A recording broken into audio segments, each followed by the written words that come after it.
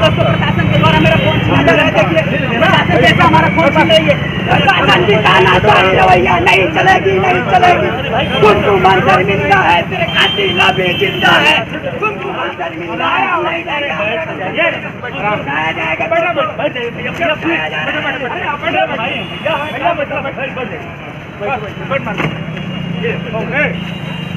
चलिए चलिए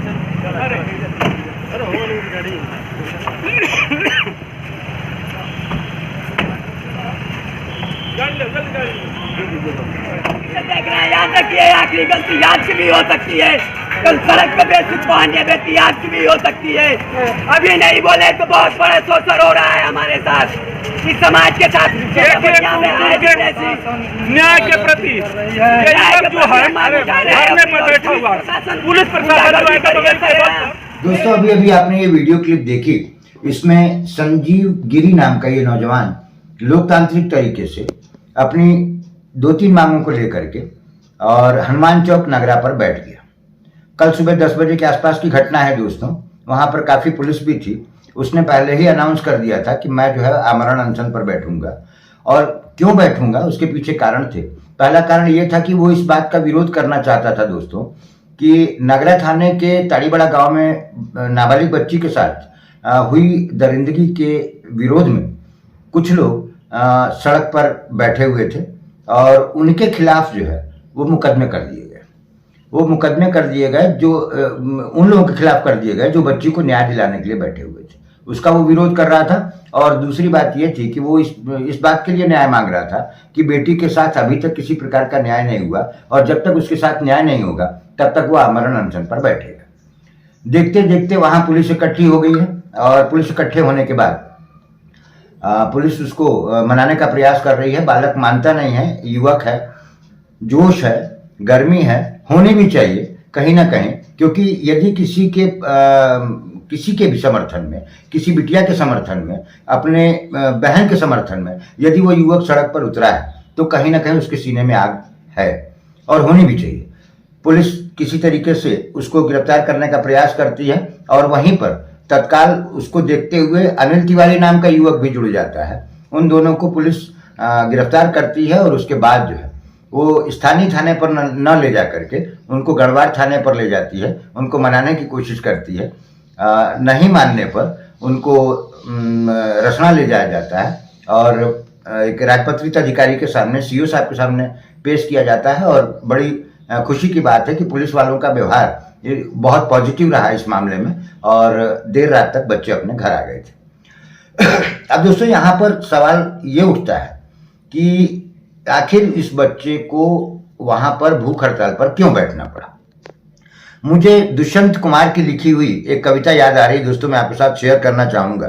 दुष्यंत कुमार ने लिखा था कि हो गई है पीर पर्वत सी पिघलनी चाहिए, इस हिमालय से कोई गंगा निकलनी चाहिए। आज ये दीवार पर्दों की तरह हिलने लगी, शर्त लेकिन थी कि ये बुनियाद हिलनी चाहिए। हर सड़क पर, हर गली में, हर नगर, हर गांव में हाथ लहराते हुए हर लाश निकलनी चाहिए। सिर्फ हंगामा खड़ा करना मेरा मकसद नहीं, मेरी कोशिश है ये कि ये सूरत बदलनी चाहिए। मेरे सीने में नहीं तो तेरे सीने में सही, हो कहीं भी आग लेकिन आग जलनी चाहिए। हो कहीं भी आग लेकिन आग जलनी चाहिए। बहुत जरूरी है लोकतांत्रिक तरीके से किसी भी चीज का विरोध करने का अधिकार हमें संविधान ने दिया हुआ है। ताड़ीबड़ा गांव में ये जो घटना हुई है, जो मुकदमा कायम किया गया है, इसमें शायद पहला नाम सोनू सिंह जी का है। तो सोनू सिंह हो या राजू सिंह चंदेल हो या फिर वो टाइगर नाम का बच्चा हो, इन लोगों को इस तरीके से ये फील कर रहे हैं, ये महसूस कर रहे हैं कि कहीं ना कहीं हमने बहुत बड़ी गलती कर दी। क्यों हम अपने गांव की बहन के लिए, अपने गांव की बिटिया के लिए हमने आवाज उठाई। क्योंकि आवाज उठाना, लोकतांत्रिक तरीके से आवाज उठाना, किसी तरीके की वहां पर हिंसा नहीं हुई, किसी तरीके की गाली गलौज नहीं हुई, किसी तरीके की अप्रिय स्थिति पैदा नहीं हुई, उसके बावजूद भी सारे लोगों के ऊपर मुकदमे लाद देना। कहीं ना कहीं हम अपने चैनल के माध्यम से पुलिस अधीक्षक साहब से निवेदन करेंगे कि एसपी साहब से निवेदन करेंगे कि सर कम से कम आप विचार करिए कि आपने उन लोगों के खिलाफ मुकदमा करवा दिया है जो अपनी बहन के लिए न्याय मांग रहे थे, जो अपनी बेटी के लिए न्याय मांग रहे थे, जब किसी भी तरीके की अप्रिय स्थिति नहीं थी। तो अनावश्यक रूप से 8, 9, 10 धाराओं में मुकदमा करके आप युवाओं के साथ क्या प्रदर्शित करना चाहते हैं? हो सकता है कि आपकी अपनी कुछ मजबूरी रही हो सकता है कि आपके ऊपर कुछ ऊपर के आदेश रहे हों। 2 लाइनें और याद आ रही हैं एसपी साहब मेरे को। कुछ तो मजबूरियां रही होंगी उनकी, बेवजह कोई बेवफा नहीं होता। किसी शायर ने लाइन लिखी है। हो सकता है कि आपके ऊपर किसी तरीके का प्रेशर रहा हो, लेकिन हम आपसे अपने चैनल के माध्यम से निवेदन करेंगे कि आप एक बार शांत दिमाग से सोचें, विचार करें और ये विचार करें कि ताड़ीवाला गांव की जनता ने कितना धैर्य रखा।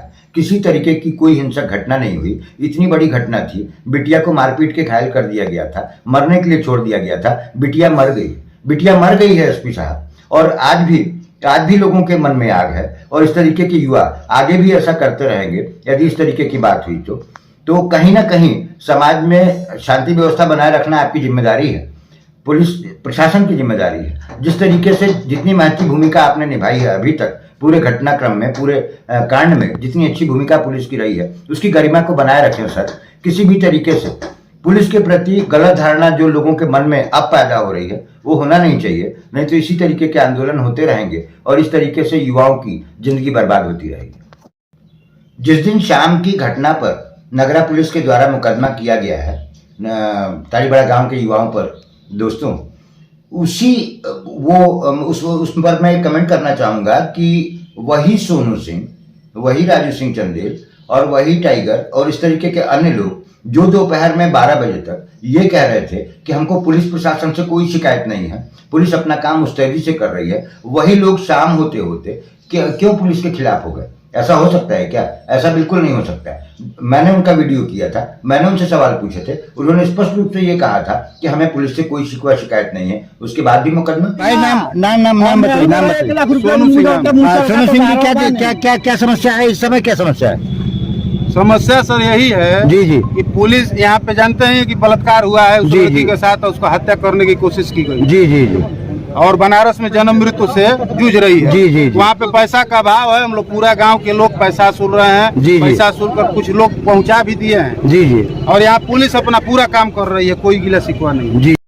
ये नौजवान जो संजीव गिरी है, ये नौजवान जो अनिल तिवारी है, ये नौजवान जो सोनू सिंह है, ये वो नौजवान है दोस्तों जिन्होंने कि उस बिटिया के लिए चंदा इकट्ठा किया, लोगों से भीख मांगी, आपस में एक दूसरे का सहयोग किया और काफी हद तक रुपया उसके पिता के अकाउंट में भेजा गया।